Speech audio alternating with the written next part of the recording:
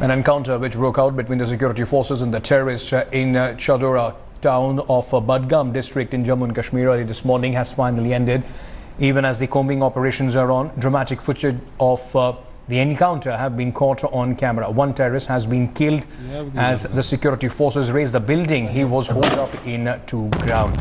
As the gun battle went on between the security forces and the terrorists, security forces earlier confiscated a car which was used by the terrorists during the attack. The entire area has been cordoned off.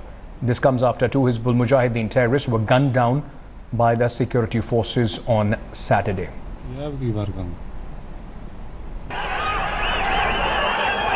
उनके पास में gun है, उन्होंने सुबह से fire किया है। अभी 1-1.5 घंटे से फायर नहीं हो रहा है, तो अब कह नहीं सकते कि वो कैजुअलिटी हो गई है या वो दबे हुए हैं, पड़े हुए हैं। एंड हमने घेरा डाला हुआ है। अभी पैरा की टीम अंदर घुसने का प्रयास कर रही है। I think there could be some attempts by the terrorists and the promoters of terrorists to create this kind of situation. But what is gratifying is that the common voter of India, including the voter in Kashmir, which is largely now the young voter, is determined to defy the diktats of terrorists or the promoters of terrorists and go ahead with the democratic process and be a part of the mainstream Indian democracy. Executive Editor Gaurav Sawan joining us live on this story. For more, Gaurav, first of all, bring us up to speed with what is happening as far as the ground is concerned. We heard in that report that the combing operations are still on. One terrorist has been killed. Bring us up to speed with what is happening on the ground and also the difficulties security forces had to face in this particular incident. Ankit, the operation is successful in the sense that one terrorist has been neutralized. The army is in control of that house where the operation was on. But the uncomfortable aspect are these locals who were pelting stones during these operations.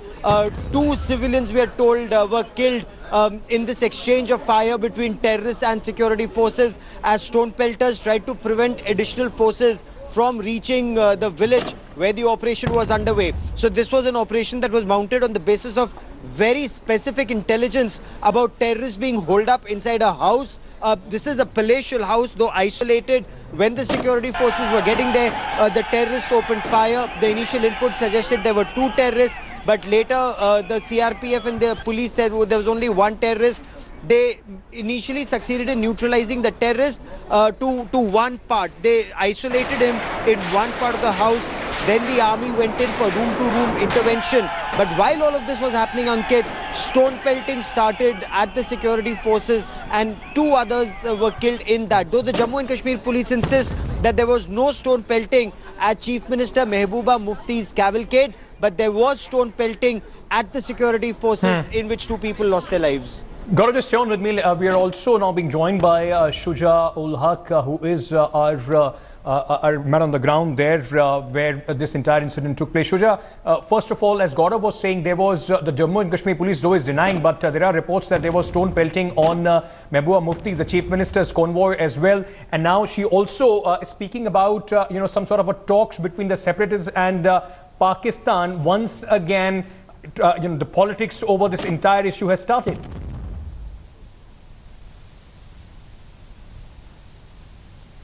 Well, yes, Ankit, the J&K police has clarified and said that there was no incident of stone pelting on the cavalcade of the Chief Minister Mehbooba Mufti. But yes, it was a tough day, a difficult day, when it comes to the valley. The encounter that began early in the morning carried on for about 7 hours before that militant's body was recovered from the house. And the people, the protesters out there fought pitch battle with the security forces, pelted stones, there were clashes.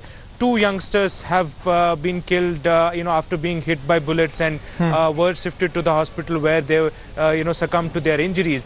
The Chief Minister Mehbooba Mufti, while talking about the same incident, did say that violence was no means of solving any situation. She said that people have died in past as well, and it is all proved futile.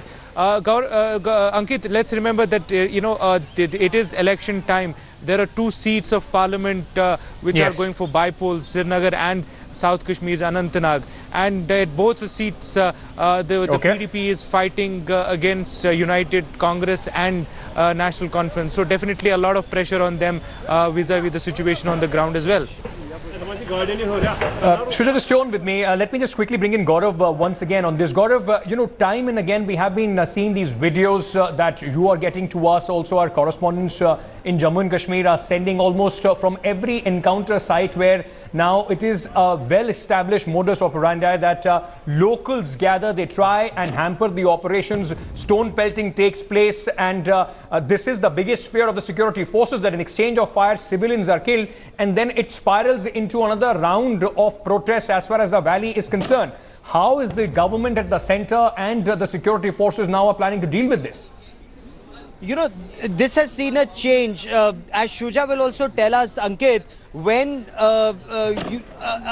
during an anti-terrorist operation, one thing is very clear, that locals are not supposed to be there. There is a written law restriction that says 2-kilometer area around a military operation has to be sanitized. Earlier, it was followed and religiously followed. Now, if you recall, when terrorist Afzal Guru was hanged, everyone said Kashmir will burn. But the manner in which the Omar Abdullah government had handled that situation, it's the same state, same protests, same people, same police, but at that point of time, there was absolutely no tension. There was tension, but no stone pelting, no violence. Why? Because the police ensured there was no violence. The ringleaders were first apprehended and locked up.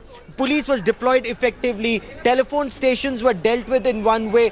None of that seems to be happening even now. Even this morning, WhatsApps went out telling people to assemble because one local terrorist was holed up. So all of this needs to be dealt with at a bigger level. But because there are elections that are around the corner, both in Anantnag and in Srinagar, this hard action is not being taken, keeping in mind elections in the state, and that is where locals end up losing their lives.